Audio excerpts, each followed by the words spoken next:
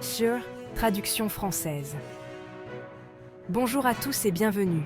Aujourd'hui, nous plongeons au cœur des derniers développements au Moyen-Orient, où la situation s'intensifie rapidement.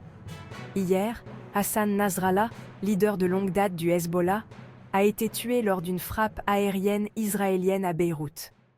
Nasrallah a été une figure centrale du Hezbollah pendant plus de 3 décennies, faisant du groupe une force politique et militaire majeure. Sa mort marque un tournant majeur et le monde entier observe attentivement.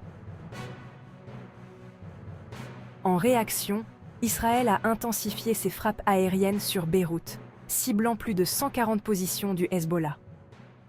La situation sur le terrain est désastreuse. Les infrastructures sont massivement endommagées et des milliers de personnes fuient leurs habitations.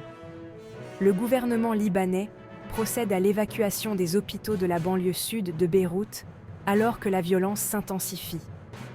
À l'échelle mondiale, les réactions affluent. Les Nations Unies ont exprimé leur profonde inquiétude face à la montée de la violence. L'Iran a décrété 5 jours de deuil et promis des représailles contre Israël. D'un autre côté, des pays comme l'Allemagne mettent en garde Israël contre la déstabilisation de la région, et la Russie appelle à un arrêt immédiat des frappes.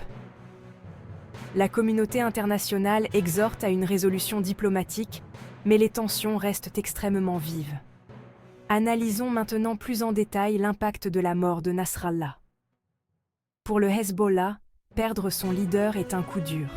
Nasrallah a joué un rôle déterminant dans leur stratégie militaire et leurs manœuvres politiques.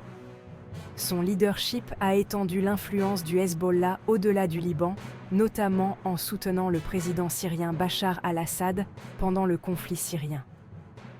Avec sa mort, l'incertitude plane sur les futures actions du Hezbollah et la manière dont il se réorganisera. Parallèlement, des déclarations contradictoires concernant un cessez-le-feu ajoutent à la confusion d'une situation déjà chaotique. Le Premier ministre israélien, Benjamin Netanyahou, a envoyé des signaux mitigés concernant une proposition de cessez-le-feu menée par les États-Unis. Initialement, Israël a nié avoir accepté un cessez-le-feu, pour ensuite reconnaître des discussions avec les États-Unis, provoquant la frustration des diplomates internationaux. Le ministre libanais des Affaires étrangères, dans un plaidoyer aux Nations Unies, a souligné la crise humanitaire avec 200 000 personnes déplacées de leur foyer. Le bilan humain est déchirant. Des maisons, des écoles et des hôpitaux sont en ruine, et les besoins humanitaires sont immenses.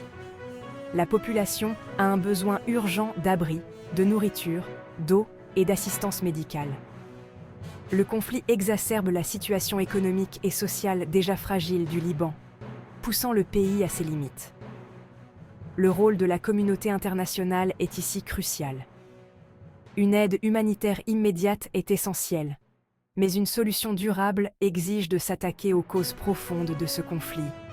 Cela implique de résoudre les problèmes de longue date entre Israël et le Hezbollah, et de trouver un règlement politique qui assure la sécurité et la stabilité pour toute la région. Alors que la situation continue d'évoluer, restez à l'écoute pour plus de mises à jour. C'est une histoire complexe et en constante évolution, mais je vous tiendrai informé à chaque étape. Merci d'avoir regardé et n'oubliez pas de vous abonner pour les dernières nouvelles. À la prochaine.